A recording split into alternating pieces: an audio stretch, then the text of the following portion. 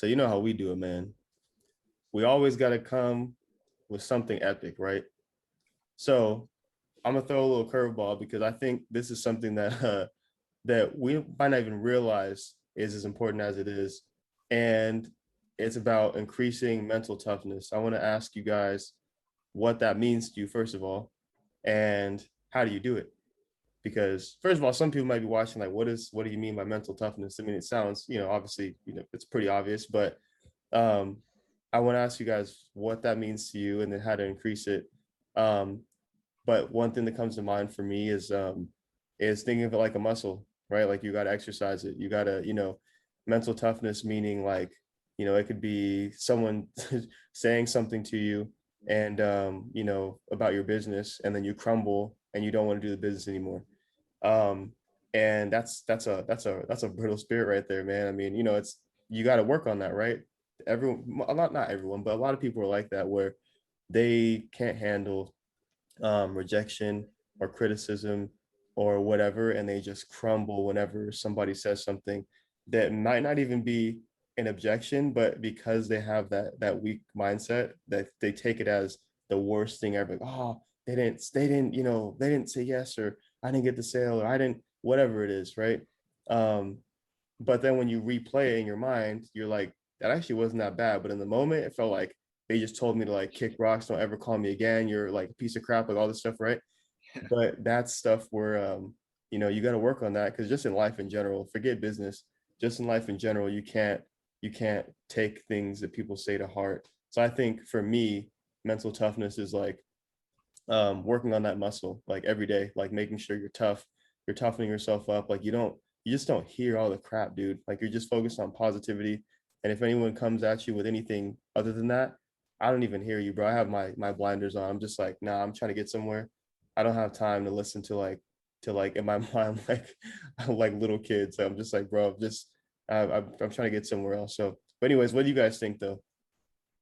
So something that I would say is kind of relating it to working out, right? Working your body out.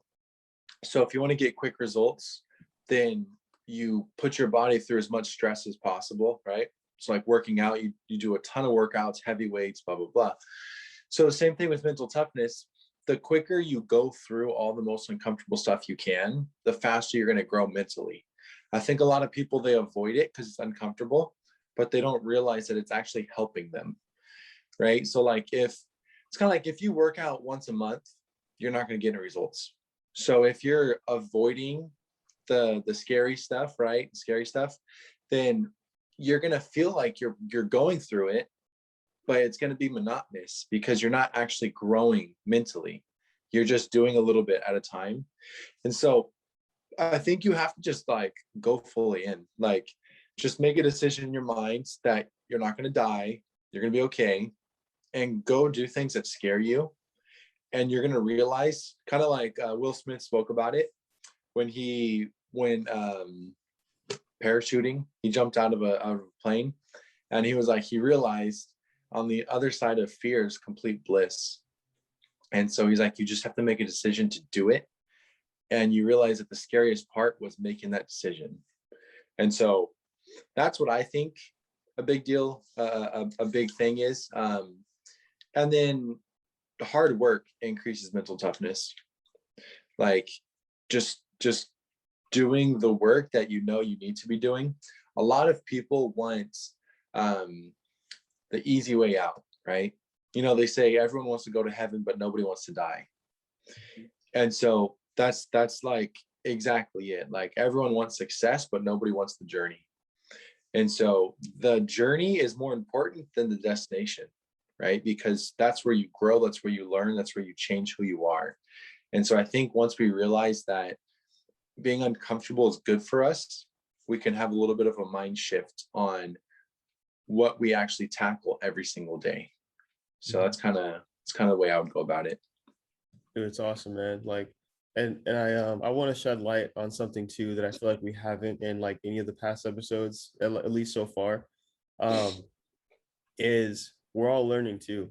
Like, I don't want anyone to look at it as like, because dude, you guys have some really insightful things to say, because you guys are legit and you're putting in the work.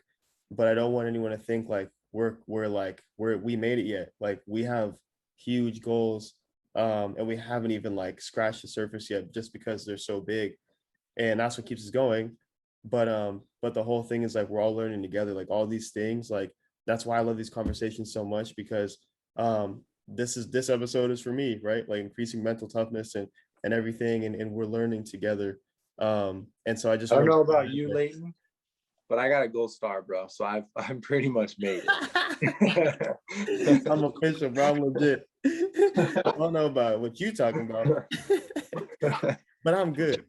So that's what I'm talking about, man. I love it, dude. Just three dudes. We're bros, and we're on the climb together, and obviously at different levels and everything. But I just want to throw that in there because we're all learning together, and that's what I think makes this podcast so special, because we're still on the way up, and then you guys get to see kind of as the farther episodes go, that we're going to increase the way we speak, how we do things, the studio, and like everything will start to change and grow. And I just like the fact that people will be along to see the ride. So just wanted to say that. So yeah, but anyways, Morgan, my bad. I want to know what you think about this, man. Tell me what you think about these things.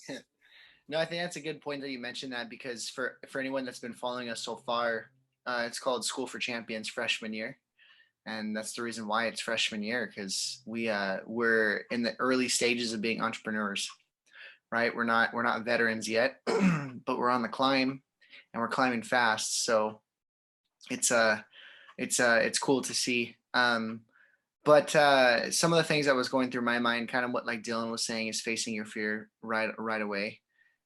You got to face your fear with the vengeance.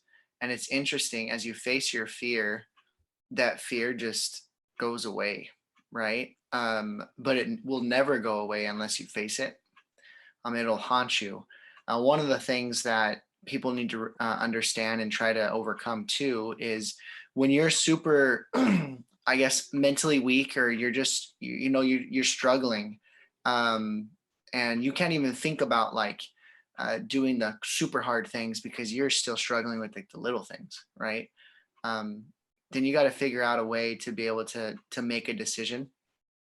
They say that usually you make a decision when it hurts so bad that you have to change, right? And there's a saying that's like different ways of why you got to change, but most of the time I've noticed that people usually change when it gets to the point where it hurts so bad that they have no other option.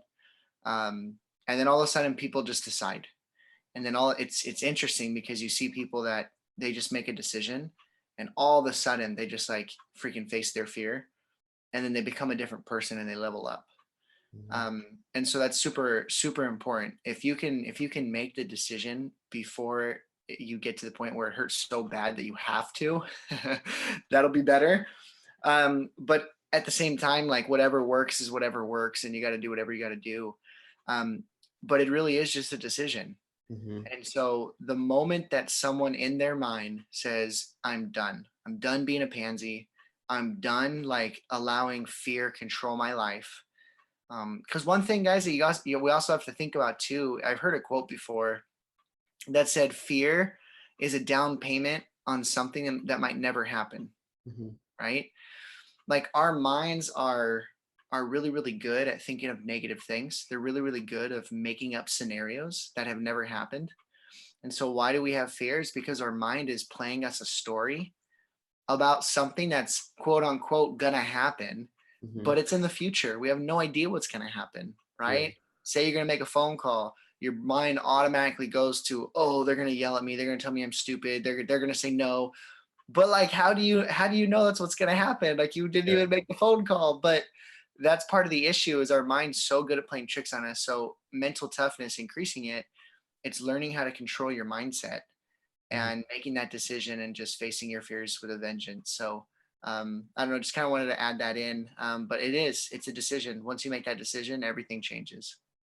You make a good point. I wanted to kind of piggyback on what you said, Morgan, because as you were talking, it reminded me of like the typical story of the bully. And then once the person finally is so frustrated that they retaliate and go back and they punch the bully, then suddenly the bully stops bullying them. And so it's kind of like that fear that's always coming after you, that you're always like running from it. And then when you finally realize like my back's against the wall, now I got to turn around and face you, that it's not anything, right? Like you've created that fear in your mind. And second thought was, you know, with like the fear and the mental toughness, I feel like fear is there's a quote. It says, fear is the compass. As long as it's not morally and physically endangering you, fear is the compass on where you should go. And so I think if people realize like what they're most afraid of is actually going to get them to what they most want, then it might change things for them. They might be willing to go through the tough stuff because they know it's their goals are on the other side of that fear, which then creates that mental toughness. So they have the capacity to take in more, but it's by steps. You know what I mean? But let's hear what else you got, Leighton. Let's hear it. Sure, I agree, man. I just to add to what you said too, like we all know people who have this, like even in the family, like there's people who are like very bold and very outspoken and very like, I'm tough, nothing can bother me. And then they're like, they could dish it out. Like, let me tell you, let me give you some advice. Let me tell you whatever. But as soon as you try and do it back, that's like, whoa, like I was just kidding, whatever. And it's like, what? You started it. So it's most people, man. Like it's like, they're the most like hypersensitive, the people who like have to dish it out, whatever. So you realize, like you said, like I say that because you realize that a lot of these things that you think are scary and that you think are like big and tough, whatever, it's really a facade. Because once you like, go like this with your hand, it's just like dust and it's not even there. It didn't even exist. So it's super important, man, because I think a lot of people, do this topic is just super important, man, because I think a lot of people struggle with this, like just kind of just wanting to be accepted by everyone, wanting to be liked by everyone, not, maybe they're used to being popular when they were in school, but then when they graduated, life changed because like you don't have that anymore, like stuff like that. Like those are signs of like, dude, you gotta get, tougher mentally because life changes. It's going to be in waves, like, right, like it's not going to be the same thing forever. And I think that it's super important that people find ways to increase that mental capacity and just get tougher just in everyday life. So I'm trying to think of another story though, because I had one but it slipped my mind. I can't think about it. I was keep thinking if for some reason you remember it, dude, just cut me off. Yeah. For reals, cut me off. I was just gonna say that part of the issue when it comes to this is that we have to understand where our confidence needs to be rooted in. And Ed Milet says this, and I completely 100% agree with it. He says your self-confidence should be rooted in your intentions, that you're a good person. So no matter what you're doing, your intentions are to help someone. Your intentions are, whatever. If they're good intentions, then your confidence should be rooted in that. And so many times our confidence is rooted in the wrong thing. I was actually talking to this about this specific topic with, and our other brother-in-law. And I said, part of the issue is, where I used to work before. A lot of the higher up people make pretty good money, right? Healthy, multiple six-figure incomes. But a lot of them have their confidence in their income. They have their identity wrapped up in their income. The problem is that they work for a corporation. They are one decision away from getting fired. So you make one wrong move and the higher ups axe you. Now you don't have that income. Your income went from 400,000 to zero. And so it's very dangerous for someone to have their identity and their confidence wrapped up into their income. It needs to be rooted in the right thing. And so that's the difference. How is it that someone that is quote unquote not too rich, right, maybe a little bit more poor, is still super confident and has super mental toughness? How does that happen? because they have their confidence rooted in the right thing. Their confidence is rooted in their intentions, that they're a good person, that they care about others, rather than having it be wrapped up in what the world tells us, which is the way your body looks or the cash flow that you have coming in. Of course, that stuff's important, right? You want to be successful. You want to feel good. But it needs to be rooted, and that's the key word. It needs to be rooted in your intentions, that you really are a good person. You're trying to do right by people. Yeah, dude, 100%. It's a shame that that happens. Like the people have their identity wrapped up in monetary value, but at the same time, like it's like we're groomed that way, and so we just have to go back. We have to figure out how to get away from that, because that's what happens all the time. Like you're at a barbecue or something, you don't know anybody there. They're like, oh, what do you do? Like, oh, cool. Like it's a really simple question, but like, dude, it's sad to say, but most of the time people are just sizing you up. Like they're starting a conversation, but like let's say like you said something like, oh, like I work at a laundromat or something. No disrespect to anybody who works at a laundromat. Don't send me a hate mail. But like it's like, oh, I work at a laundromat, and something that just kind of like, oh, like, oh, for sure. And it's kind of like weird. And I'm like, well, what if I said I was like a firefighter or something? Like, no Yeah. way. Like, so like, man, like what do you do? Like, how do you, what I'm saying? Like, tell me some stories.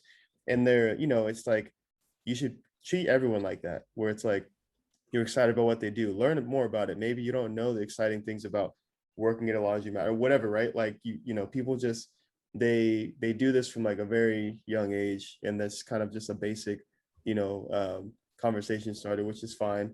But I think what comes after that is what makes people feel weird sometimes, because that's what makes people chase more money and chase certain jobs they don't even really want to do, because they know that they'll be respected regardless. Like they'll be like, hey man, if I do this, if I'm a lawyer, freaking hate my life, but like, I'm a lawyer. Like you have to respect me. Like I make this much money. I went to school for this long and whatever. And so I think not only just having your identity wrapped in income and identity, I mean in your position or whatever, but also chasing it even before you get wrapped into it, chasing it for the wrong reasons can also just make you weaker mentally too, because yeah, you got it, like you got the trophy, you got the degree, but you're not happy, and that's just destroying your confidence because you're not even doing what you really want to do.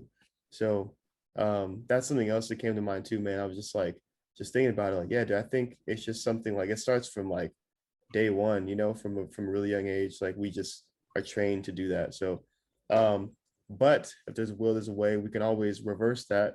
And just like all of us are doing, like I think we're pretty decent at it. Like I definitely gotten better over these last few months for sure, because I wasn't the best at it. When I said like made the comment about the popular thing earlier, like it was a little bit about me. And it's not to be like, oh my gosh, I was so popular, but I knew a lot of people from skating, and it got me a lot of sponsors, and like, it got me jobs because of, who I was connected with. And like, I always knew a lot of people and people were cool with me. And so when you're young and you have that, it's like, it's like you're just used to it, right? So if you have, then later on you meet rejection, you meet like people kind of being weird, you're not used to it.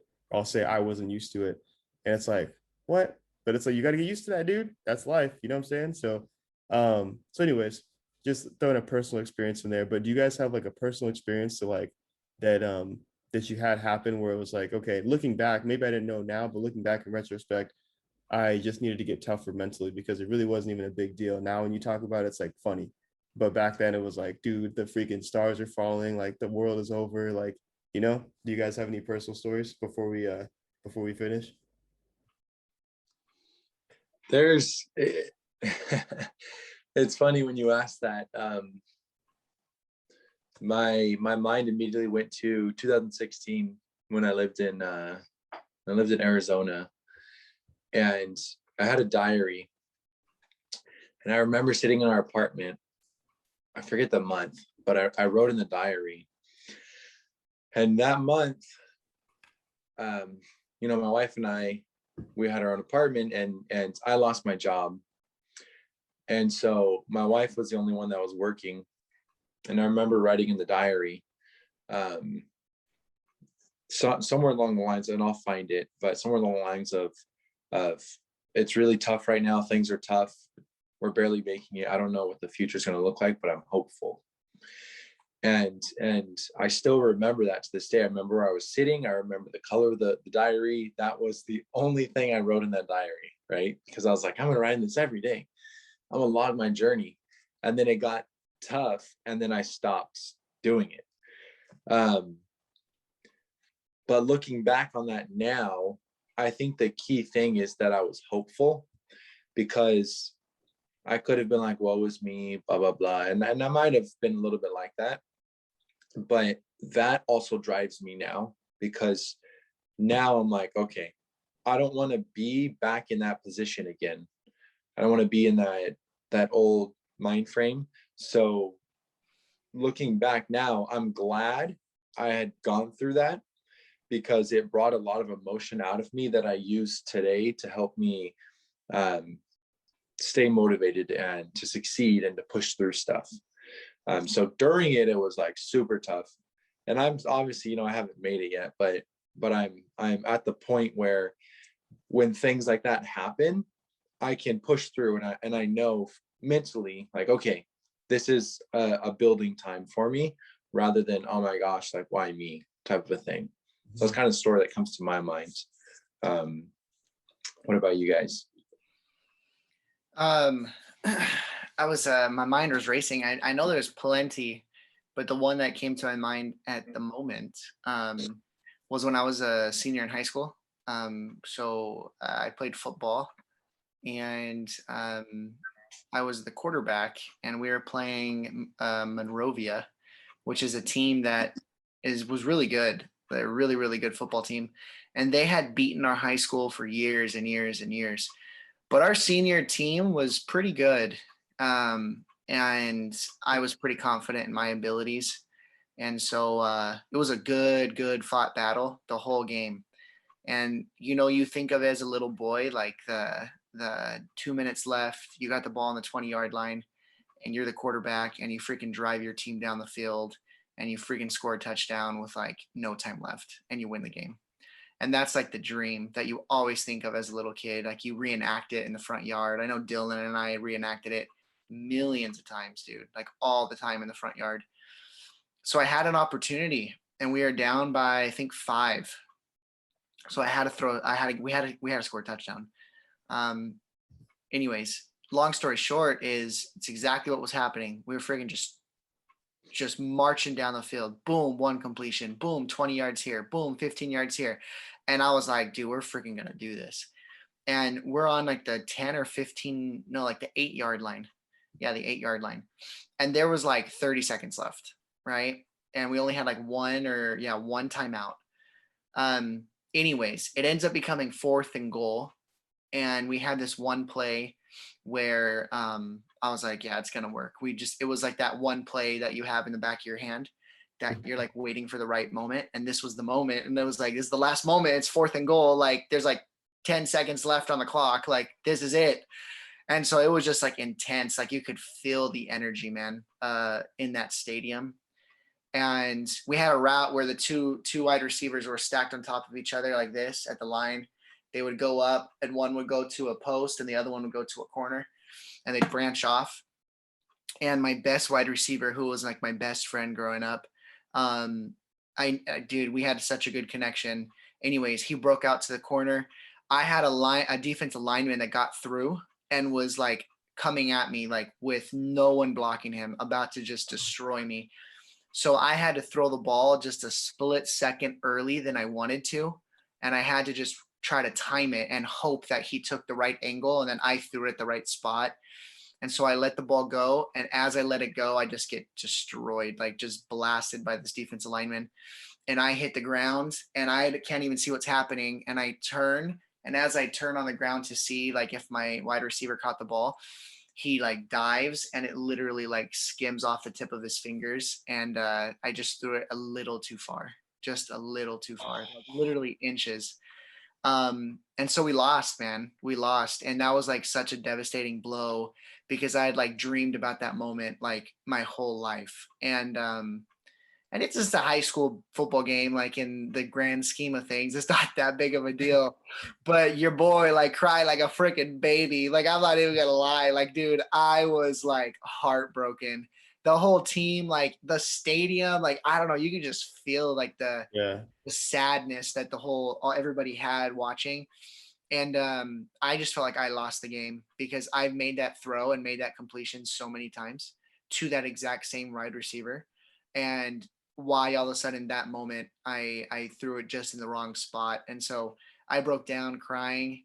And I remember one of my coaches came out to me and you know, whether it was the right advice or not, I don't know, but I'll tell you what I appreciated about it. He came up to me and he whispered in my ear and he's like, you got to stop crying. He's like, toughen up.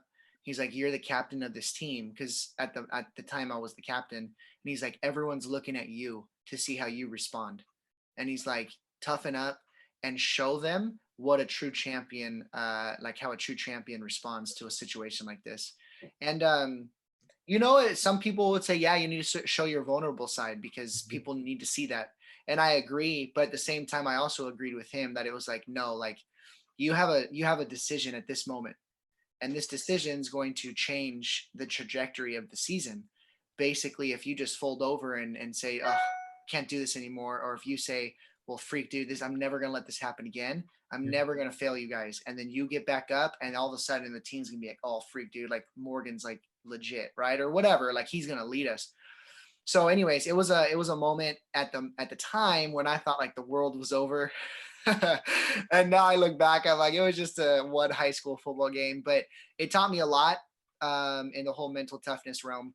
And it's a scenario that I haven't forgotten and I'm grateful for it. So Dude, for sure. That's a crazy story, man. Like I felt it too. I didn't even play football, bro. I didn't even watch football. So like I was getting emotional. Like, man, that's crazy. It's like, but like regardless of like it being like, oh, it's just a high school game, whatever, dude, it was important because at that point of your life, that was the most important thing. Like that's the stage you're in. It's always the stage you're in. That's the most important time. So True. even though right now you're way more tougher, you know, mentally, like at one point that was like the pinnacle. That was like the most important time of our lives, like high school, right?